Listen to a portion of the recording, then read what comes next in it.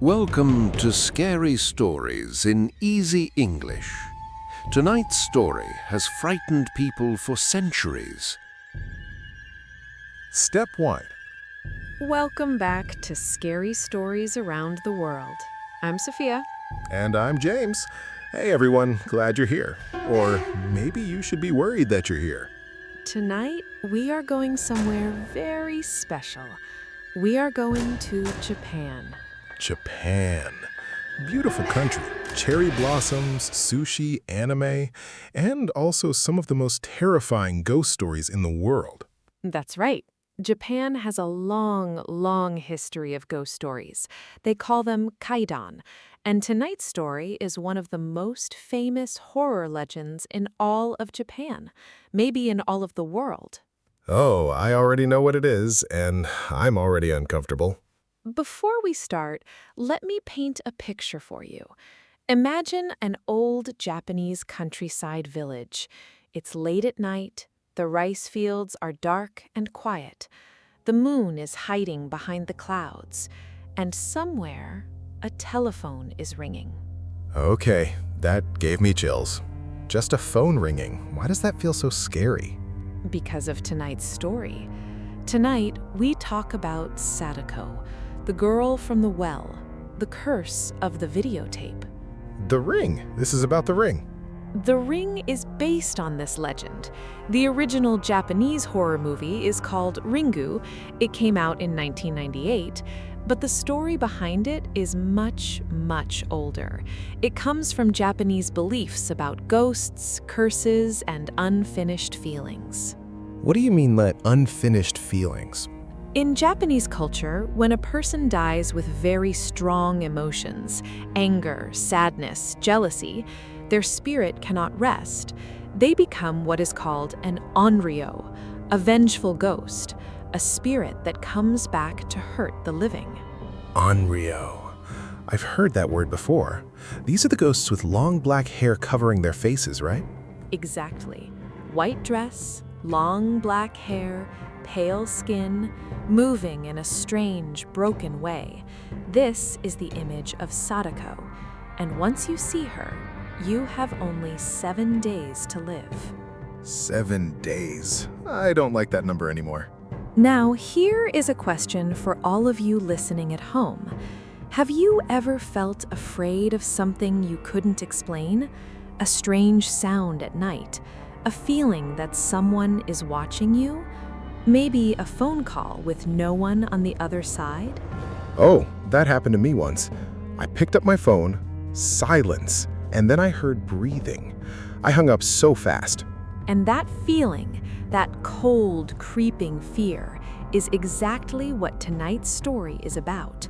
Sadako lives in that space, between seeing and not seeing, between knowing and not knowing. Okay, I'm already nervous. Let's just get into the story.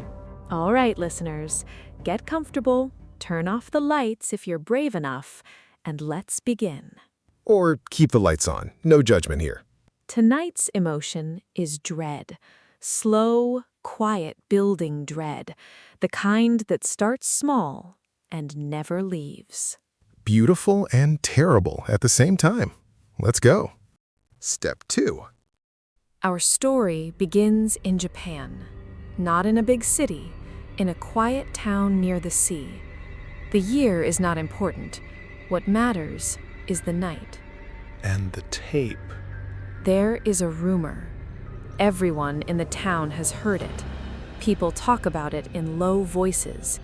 They say, there is a videotape. If you watch it, your phone will ring, and a voice will say, you have 7 days. A videotape. Old school horror. No streaming, no downloads, just a dusty tape. And after 7 days, you die. No one knows how, no one knows why. They just say, do not watch the tape. Of course, someone watches the tape. Of course. There is a young woman. Her name is Reiko. She is a reporter. She hears about the rumor, and she thinks this is just a story. People are scared of nothing. Famous last words. She finds the tape. She watches it. The images are strange and dark. A woman brushing her hair in a mirror. A well, deep and old in the middle of a field. A single eye staring.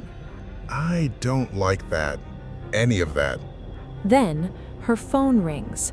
She picks it up. Silence. And then a voice.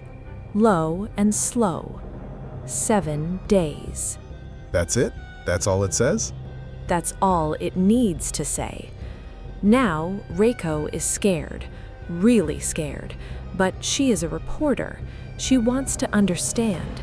She starts to ask questions. She searches for the origin of the tape, and she finds a name, Sadako. There she is. Sadako was a real person, a young girl. She had a gift. Some people say she could see the future, but this gift made others afraid. People called her a monster. They said she was dangerous. And one night, a man threw her into an old well, deep in the countryside, far from anyone who could help. That's horrible. She was just a girl. She fell into the cold, dark water, and she was trapped. For days, she tried to climb out, her fingers cut on the stone, her voice gone from crying. No one came, no one heard her, and slowly she died, alone, afraid, full of rage. Full of rage. That's the key, isn't it? Yes, she died with so much anger, so much pain, that her spirit stayed. It seeped into everything around her, the well, the water, and somehow the tape. The tape captured her curse. Her feelings became the tape, every image on it, the well, the mirror, the eye. These are pieces of Sadako's memory, her pain. Watching the tape means you have touched her world, and she will not let you go. And the 7 days? 7 days is how long Sadako survived in the well before she died. So when she gives you 7 days, she is making you feel what she felt, the slow passing of time, the shrinking hope, the growing darkness. That is the most terrifying thing I've heard in a long time. Reiko tries to find a way to break the curse. She goes to the old well. She looks down into the dark, and then something moves. From below, a shape, climbing up. Climbing up from the well? Slowly, steadily, with long pale fingers and long black hair falling over her face. Sadako is coming. I would run. I would absolutely run. But the most chilling moment, the moment that people never forget, is what happens next. Sadako climbs out of the well. She walks toward a television screen, and then she comes through it, into the room, into the real world. Through the screen, not from behind the screen, through it. Sadako does not stay in the spirit world. She comes here. She comes for you. And in the film, the final image is this: Sadako standing in the room, head down, hair covering her face, and just one pale eye looking up. Stop. Just stop. I feel like someone is behind me right now. Are you checking behind you? I'm not saying yes, but I'm not saying no either. Step 3. Okay, let's slow down a little. We just went through a very intense story, and inside that story, there were some really powerful English expressions. Right. And tonight we picked 5 expressions that come straight from the legend of Sadako. Let's look at them one by one. Expression number 1, cannot rest. Cannot rest, as in the spirit cannot rest. In the story, Sadako died with so much pain and anger that her spirit cannot rest. This expression means someone or something cannot find peace, cannot stop. We use this in real life too, like, I cannot rest until I finish this project. It means I keep thinking about it. I can't let go. Exactly. Or imagine you had a fight with a friend. You feel bad. You keep thinking about it. You might say, I cannot rest until I apologize. Try saying it out loud. I cannot rest. One more time. I cannot rest. Good. Now, expression number 2, full of rage. Oh, this one is big. Full of rage. Sadako was full of rage when she died. Rage means extreme anger, much stronger than just angry. When you are full of rage, you cannot think clearly. Your whole body is feeling it. Like, if someone ate the last piece of pizza, I'm full of rage. James, that's very relatable. We can also say filled with rage. Same meaning, but full of rage sounds a little more natural in storytelling. Let's practice. She was full of rage. Say it with feeling. She was full of rage. Good. Expression number 3, seeped into. This one is interesting. Seeped into. Sadako's feelings seeped into everything around her. Seep means to slowly move into something, like water soaking into the ground, or cold air seeping through a window. It's a slow, quiet word. Seeped into.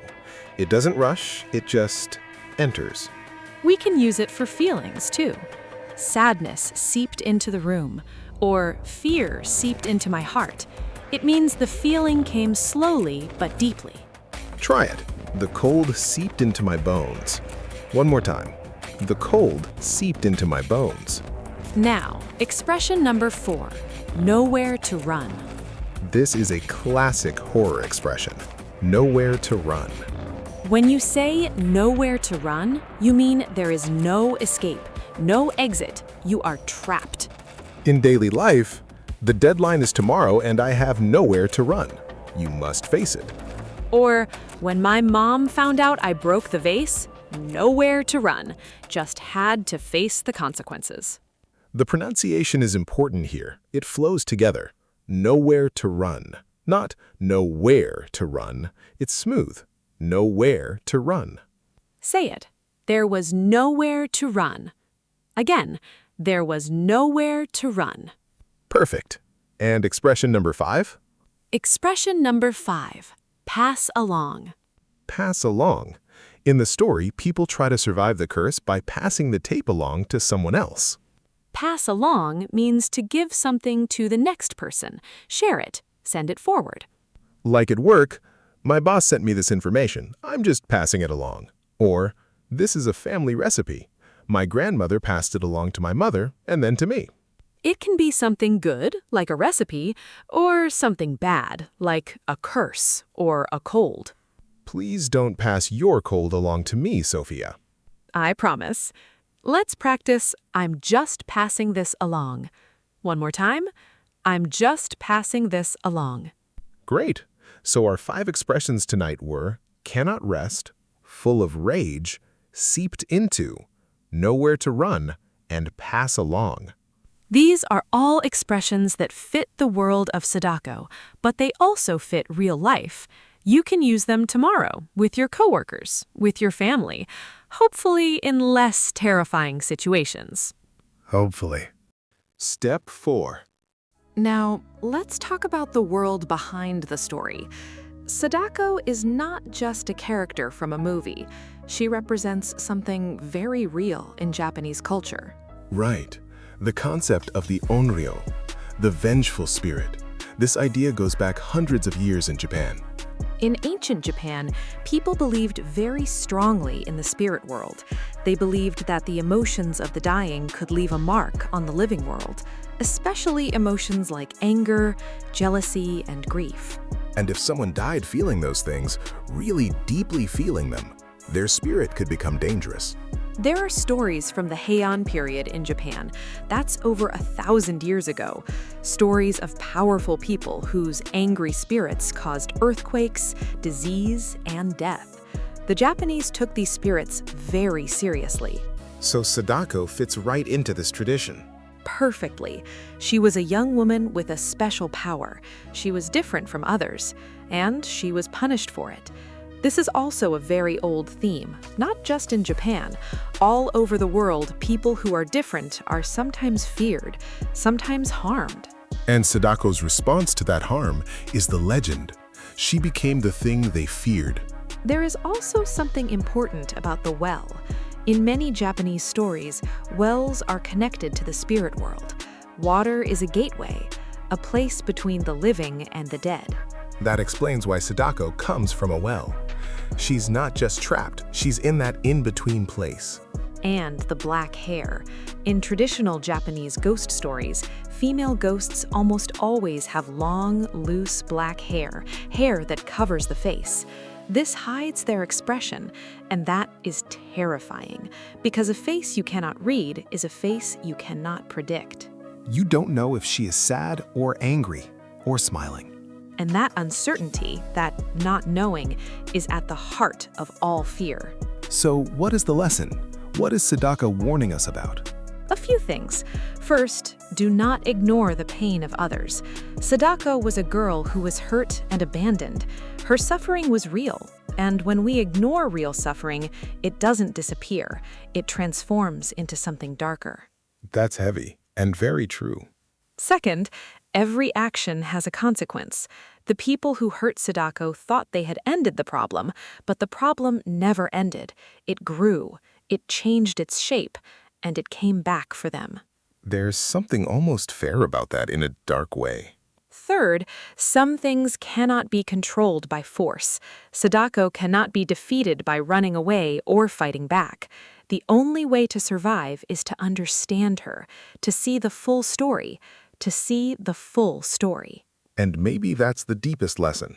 When we take the time to understand why something is frightening, to see the full story, fear becomes something we can face. Not always defeat, but face. And sometimes, facing is enough. That is both comforting and deeply unsettling. Perfectly said. Step 5.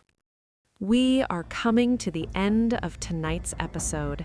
And before we say goodbye, it's time for tonight's scary line.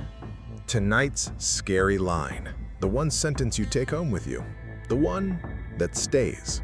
Tonight, our scary line comes from the heart of Sadako's story. Are you ready? Ready as I'll ever be. Tonight's scary line is: she could not rest. Her rage had seeped into everything around her, and there was nowhere to run. Oh, that's good. That is really good. It uses 3 of our expressions from tonight in one sentence. Exactly. Could not rest, seeped into, nowhere to run. 3 expressions, 1 sentence, 1 feeling. Say it slowly with me. She could not rest. Her rage had seeped into everything around her, and there was nowhere to run. One more time, a little slower. She could not rest. Her rage had seeped into everything around her, and there was nowhere to run. Beautiful. Terrifying, but beautiful. Your homework for tonight is simple. Say this line 3 times before you sleep. Let the words become natural in your mouth. And if you want a challenge, try using one of tonight's 5 expressions in a real conversation tomorrow. You don't have to use the scary version. You can say, "That cold just seeped into my bones." Or, "I cannot rest until this is finished." Normal life, scary words. Normal life, scary words. I love that. And one more thing. If a videotape shows up at your door, maybe just don't watch it. Solid advice. And if your phone rings tonight with no one on the other line? Hang up immediately. Or call us. We'll keep you company. We will absolutely be too scared to answer, but we'll try. To everyone listening tonight, in Korea, in Japan, in every corner of the world, thank you for sitting with us in the dark. Thank you for trusting us with your evening and your nerves. Sadako's story is a reminder. The world is full of unseen pain. Be kind, be curious, and pay attention to what hides in the shadows, because sometimes it just wants to be seen. Deep, Sophia. Really deep. I have my moments. You really do. Thank you for being brave enough to listen. We'll see you next time on Scary Stories Around the World. Sleep well. Or try to. You just made it through one of the world's most terrifying legends in easy English.